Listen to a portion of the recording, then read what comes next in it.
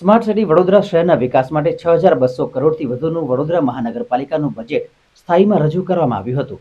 Vadodara municipal corporation દ્વારા શહેરના સર્વાંગી વિકાસ માટે અંદાજે ₹6,200.56 કરોડનું ડ્રાફ્ટ બજેટ 2025-26 માટે મ્યુનિસિપલ કમિશનર દિલીપ રાણા દ્વારા સ્થાયી સમિતિમાં રજૂ કરવામાં આવ્યું છે। વર્ષ 2024-25 માટેનું રિવાઇઝ્ડ બજેટ 6,013.61 કરોડ રજૂ કરવામાં આવ્યું છે। ત્યારે ગત વર્ષે પણ બજેટમાં કોઈ વેરાની વૃદ્ધિ ન કરાતા સામાન્ય નાગરિકોને આર્થિક રાહત આપવામાં આવી હતી। આ વર્ષે પ્રથમ વખત વીએમસી દ્વારા બજેટ પૂર્વે જનતાના સૂચનો મંગાવવામાં આવ્યા હતા। 1700થી વધુ લોક સૂચનો પ્રાપ્ત થયા હતા, જેમાં રસ્તાઓની પહોળાઈ, સફાઈ, દબાણ મુક્તિ, આરોગ્ય સુવિધાઓ, પાણીની સમસ્યાઓ અને અન્ય વિકાસલક્ષી મુદ્દાઓનો સમાવેશ થાય છે।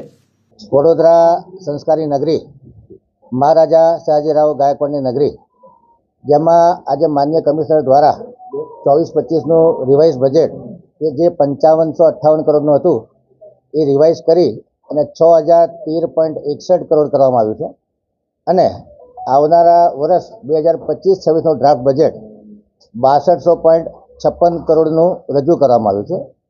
બજેટ ખૂબ સમતોલ છે।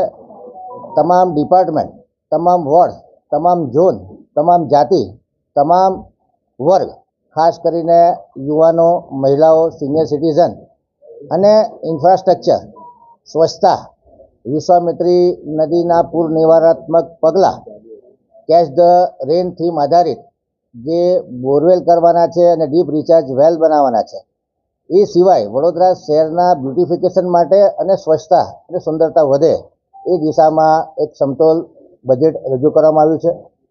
આ બજેટમાં જે ઉડીને આંખે વળગે એવા કામો છે, એમાં ખાસ કરીને એવું કહી શકાય કે અત્યારે લગભગ 611 કરોડના કામ પૂર્ણ થઈ ચૂક્યા છે।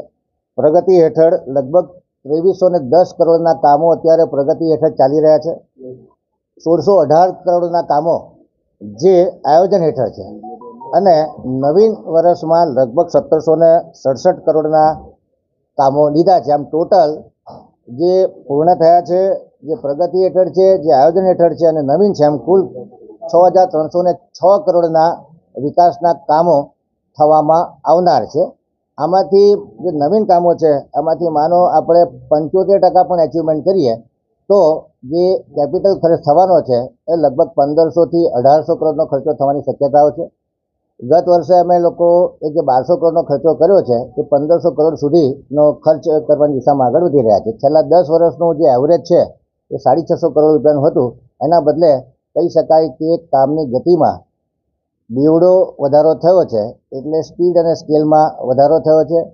નાગરિકોની આશા આકાંક્ષાઓ પ્રમાણે આ વખતે 1980 જેટલા સૂચનો અમે પાર્ટિસિપેટરી બજેટના ભાગરૂપે રજૂ કર્યા હતા, આ લોકો પાસે મંગાવ્યા હતા અને કહેતા આનંદ થાય કે લગભગ 10 કે 15% સૂચનો એવા છે કે જે અન્ય સરકારી વિભાગને લગતા છે અથવા સ્વીકારવા પાત્ર નથી। બાકી મોટાભાગના સૂચનો 26% જેટલા સૂચનોનું અમલીકરણ થઈ ગયેલું છે।